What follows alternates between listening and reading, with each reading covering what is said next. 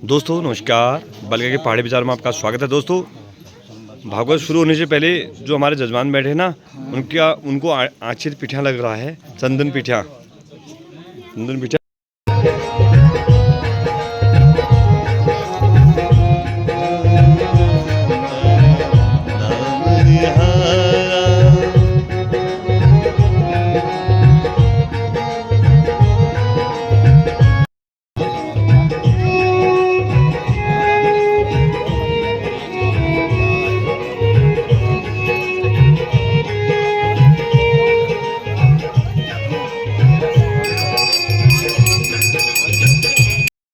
धवलाया शुभ्रवस्त्रावृता या वीणावरदण्डमण्डितकराया श्वेतपद्मासनाया ब्रह्माच्युतशङ्कर प्रभृतिभिर्देवैः सदा वन्दिता सा मां प्रजा शनि पशु शनि वय शनि लोकशनि अग्निं प्रजां बहुनां मे करोदनमः वयोनेदा अस्मासु दत्तं गदने गर्भसम्भूतं कर्पूरादि प्रदीपितम् पुष्पाञ्जलिर्मया दत्तं ग्रहाणा परमेश्वर नमो शुरन्ताय सहस्रमूर्तये सहस्रपादारशिरूरवाहवे सहस्रनामने पुरुषाय शाश्वते सहस्रकोटि युगधारणे नमः आकाशपतिदत्तोऽयं यथा गच्छन्ति सागरं सर्वदेव नमस्कारं केशवं प्रतिगच्छति।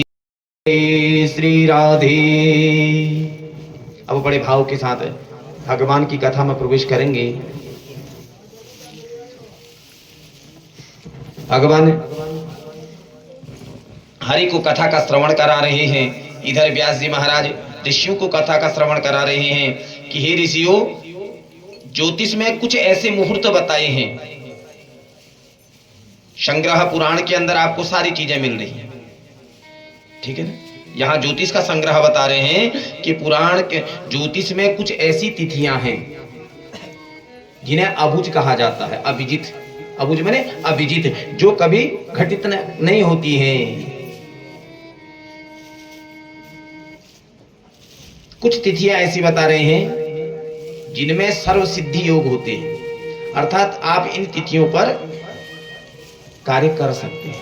अगर आपको राशि पैठ भी नहीं है ना, कभी कभी क्या होता है कि हम राशि पैठ देख करके काम करते हैं ना, दिन सुझाव हो नहीं, लेकिन ये तिथियां ऐसी हैं इनमें आपको सुझाने की आवश्यकता नहीं है। रामनवमी, कौन सा पर्व आ रहा है?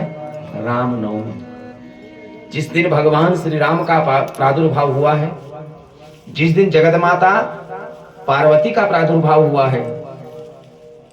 ये ऐसी तिथियां हैं, ये अभिजित तिथियां हैं। बैसाखी, अक्षय तृतीया, भगवान परशुराम का जन्म होता है उस दिन। अक्खा तीज कहते हैं इसको। क्या कहते हैं? अक्खा तीज, अक्षय तृतीया। और मने नहीं, क्षय मने खंडित, जो कभी खंडित नहीं होती तिथि उसे अक्षय तृतीया कहते हैं। इस दिन आप जो है बिना सुझाए कोई भी कार्य कर सकते हैं, विवाह संस्कार कर सकते हैं, यज्ञों को भी संस्कार कर सकते हैं, कोई भी कार्य, ठीक है। विजयदशमी, कौन सा पर्व आ रहा है? विजयदशमी, जिस दिन भगवान ने अधर्म पर धर्म की विजय की, अर्थात भगवान श्री राम ने रावण को पराजित किया। अधर्म पर धर्म की विजय का पर्व विजयदशमी कहलाता है। कार्तिक शुक्ल अष्टमी, वह कौन सी तिथि है? गोपाष्टमी। मकर संक्रांत, उत्तरायण प्रारंभ होता है। बसंत पंचमी, भीष्माष्टमी,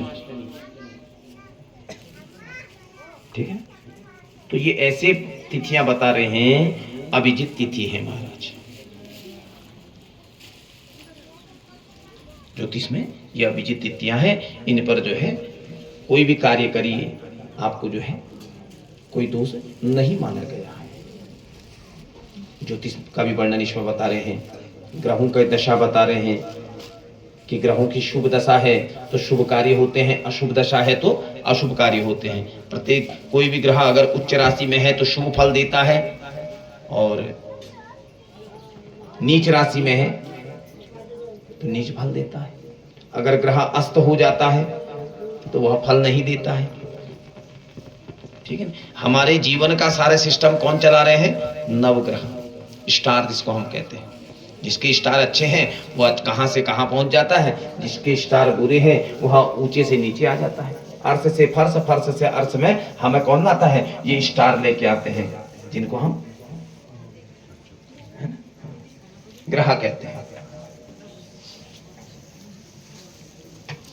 तो ग्रहों का हमारे जीवन में बहुत ज्यादा प्रभाव है, इसलिए हम हमेशा पूजा करते हैं, नवग्रह पूजा करते हैं। नवग्रह स्तोत्र को करना चाहिए, उसका पाठ करना चाहिए। जपांकुश शंका समका सिपेयम महादुख। अगर हम नवग्रह स्तोत्र का पाठ करते हैं तो ग्रह हमसे क्या हो जाते हैं? संतुष्ट हो जाते हैं। ठीक है ना? तो ग्रहों का जो है हमारे जीवन में बहुत बड़ा चक्र है, जो चक्र चला रहे हैं। दशाओं का है, शुभ ग्रहों की दशा अगर आती है तो शुभ कार्य होते हैं। चंद्रमा की दशा आ रही है, बैरीणां तु विपदा विनाशक कृता वाहनो सुरत्न लाभदा कामिनी शुद्ध ग्रहदि लाभदा मंगला च सकल मंगल। चंद्रमा की दशा को मंगला कहते हैं ज्योतिष में। तो अगर चंद्रमा की दशा चल रही, अब माना चंद्रमा नीच में है, अस्त में है, तो थोड़ा उसका प्रभाव इतना ज्यादा नहीं होगा, लेकिन चंद्रमा अपनी दशा में संपूर्ण शुभ कार्य को करेगा। ठीक है ना? मंगला पिंगला सूर्य की आती है। सूर्य की दशा अगर चल रही है, दुख शोक कुल रोग वृद्धिदायका। सूर्य भगवान जब हमारे ऊपर दशा डालते हैं, उनकी दशा जब प्रारंभ हो रही है तो उसमें रोग का प्रभाव ज्यादा होना। ठीक, ऐसा ज्योतिष शास्त्र कह रहा है। दुख रोग कुल शोक वृद्धिदायका। धान्या, अगर धान्या की दशा चल रही है बुध की,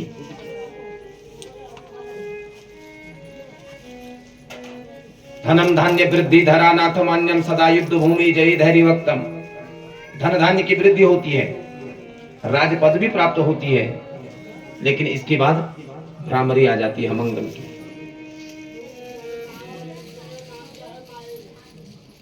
ठीक है, अलकनंदा, अलकनंदा आती हैं और यहाँ सरस्वती जी आती हैं। अलकनंदा सरस्वती में, सरस्वती जी अलकनंदा में समा जाती है। कारण है भगवान वेद व्यास जी के द्वारा श्राप दे दिया। किसे? सरस्वती जी को। क्यों दिया?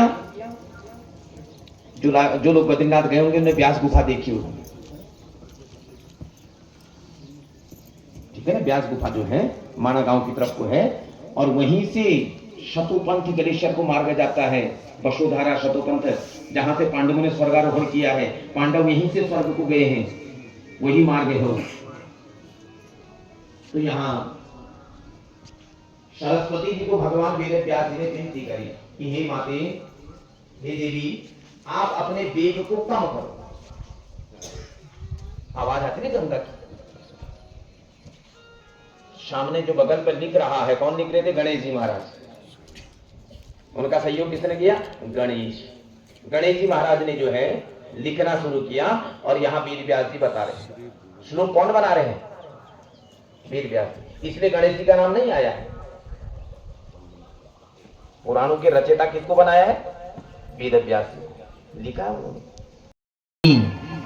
एक नंदाकिनी, एक मंदाकिनी है। मां नंदाकिनी, मंदाकिनी बाबा केदार के चरणों को धोकर के आ रही है, और रुद्रप्रयाग में आकर के अलकनंदा में समा जाती है। इस स्थान का नाम क्या पड़ गया? रुद्रप्रयाग। यानी कि 34वां प्रयाग हमारा हो गया। अब हम वहां से जब आगे बढ़ते हैं अलकनंदा के साथ, तो पहुंचते हैं देवप्रयाग में। अब देवप्रयाग में कौन आती है? भागीरथी और भीलांगना।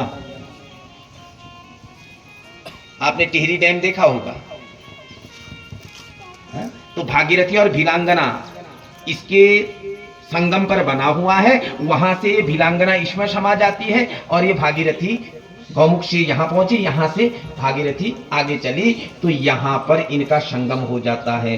किस स्थान पर? देवप्रयाग में, जहाँ गंगा मैया का मंदिर विद्यमान है। यह नदी यहाँ पर क्या बन जाती है? गंगा बन जाती है। इतने नदियों के मिलने से यह गंगा बनती है और इसका नाम देवप्रयाग हो गया। यह हमारे देवभूमि के पंचप्रयाग है और यहाँ से फिर आगे हरिद्वार को चलती है गंगा के नाम से। फिर गंगा हरिद्वार से आगे हमारे गढ़ को फिर पूरे भारत की तरफ बढ़ते जाती है। तो ये हमारा जो है भगीरथ जी है, इसको लेके आए और यहाँ भगीरथ ने अपना पूरा जीवन बिताया और आगे चलते गई, पीछे पीछे गंगा आती गई, अपने 60,000 पूर्वजों को क्या कर दिया? तार दिया। तो भागीरथी कहलाई। इसके बाद राजा भगीरथ के पुत्र हुए सौदास और सौदास के पुत्र हुए राजा शत्रुदमन। शत्रुदमन के पुत्र हुए महाराज अनरण्य। अनरण्य के पुत्र हुए राजा दीर्घबाहु। दीर्घबाहु के पुत्र हुए राजा दिलीप। अब देखो दिलीप जी महाराज के साथ क्या हुआ? इनको संतान नहीं हुई। क्या कर दिया? राजा दिलीप स्वर्ग में जाते थे, सूर्यवंश में, इक्ष्वाकु वंश में है, इंद्र की सभा में जाते थे। एक दिन मार्ग में क्या कर दिया? गौ माता का अपमान कर दिया, नमस्कार नहीं किया गाय को और गौ माता ने श्राप दे दिया, तेरे घर में कोई बच्चा नहीं होगा। बहुत लंबा समय बीत गया, राजा ने कई यज्ञ कर दिया, अनुष्ठान कर दिए, कोई पुत्र नहीं हुआ। कुलगुरु वशिष्ठ ने से पूछा, वशिष्ठ जी ने कहा महाराज आपने गौ माता का अपमान किया है, तो मुझे क्या करना है? आपको गौ माता जो अपमान किया उसका प्रायश्चित करना है। तो राजा दिलीप जो है भगवान अपने कुल गुरु वशिष्ठ जी के आश्रम से उनकी यज्ञ धेनु नंदनी को लेकर के 21 दिन तक निरंतर गौ सेवा करते रहे।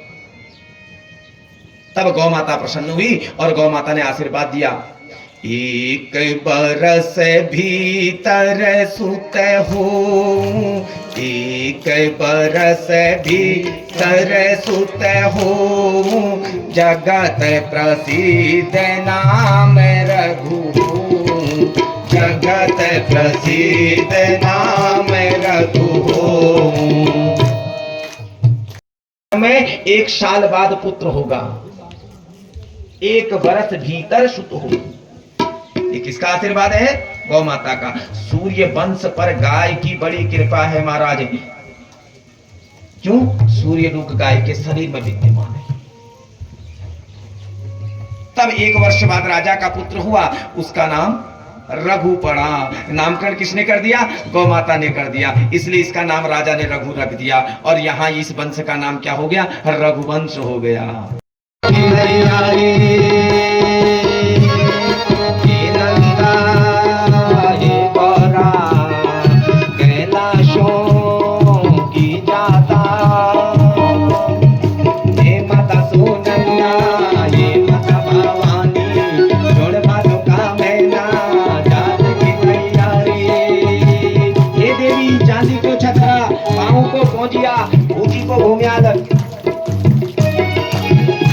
चांदी को छतरा पाऊ की पोजीबी, चांदी को छतरा पाऊ की पोजीबी, फौजी को पतरा हाथ का बधिया, फौजी का पतरा हाथ की बजबी, पावन करे जा जो धरत तारे, सुपद है जाए हे नंदा भवानी, सुपद है जाए हे नंदा भवानी, हे नंदा हे गौरा कैलाशों की जाता, हे माता सोनंदा हे माता भवानी। एक प्रकार की कथाएं जो रहस्यमय है उनका श्रवण किया। आज तक कई लोगों के मन में ये संदेह था कि गरुड़ पुराण थोड़ा सा भाई को देने वाला है, तो ग्रंथारंभ में सबसे पहले आप लोगों को ये बता दिया गया कि गरुड़ महापुराण 19,000 श्लोकों वाला पूर्वार्ध और उत्तरार्ध में, संपूर्ण गरुड़ पुराण में कितने श्लोक है? 19,000 श्लोक, और पूर्वार्ध और उत्तरार्ध में बांटा गया है। पूर्वार्ध में जो आपने कथाएं सुनी उसका वर्णन है। और उत्तरार्ध में प्रेत कल्प, क्या है महाराज? प्रेत कल्प। इसको हम मृत्यु के दरमियान घर पर करते हैं। जो निरंतर चल रहा था वह समापन की ओर बढ़ेगा। और आप सभी जनता जनार्दन से, सज्जनों से निवेदन है कि कल समय से आकर के भंडारे का प्रसाद लें और इसका महात्म्य क्या है इसका श्रवण करें। तत्पश्चात बड़ा सौभाग्य है हमारा कि हमने जो है ऐसे महापुराणों की कथा का श्रवण किया। हमारे भी किसी जन्म के पुण्य थे, आप लोगों के किसी जन्म के पुण्य थे। ये सब मिल करके एक संयोग बना और यह कार्य चल रहा है। और सुचारू रूप से ये बाबा की कृपा है, भोलेनाथ की कृपा है कि यह कार्य प्रभु की कृपा से सदा आगे निरंतर चलता रहेगा।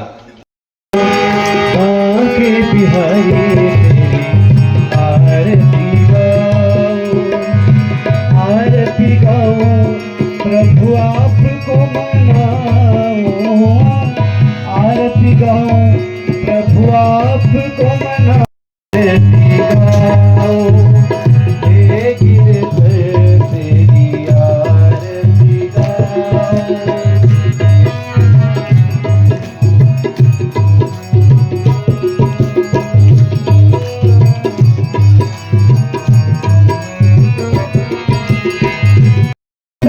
सारी दुनिया तारी, जिसने सारी दुनिया तारी, प्रभु उन चरणों में दर्शन पाओ, मैं उन चरणों में दर्शन पाओ। शिवा के बिहारी तेरी आरती गाओ, हे गिरधर तेरी आरती गाओ। भवन भवानी सहितं नमामि, देवी प्रपन्ना हरे प्रसीद, प्रसीद माते जगतोऽखिलस्य, प्रसीद विश्वेश्वर पाहि देशं, त्वमीश्वरी देवी चराचरस्य, मनोजवं युततुर्वेगं, जितेन्द्रियं बुद्धिमतां वरिष्ठं, वातात्मजं वानरयूथ्यमूर्तं, श्रीरामदूतं शरणं प्रपद्ये। हरे राम राम राम हरे हरे,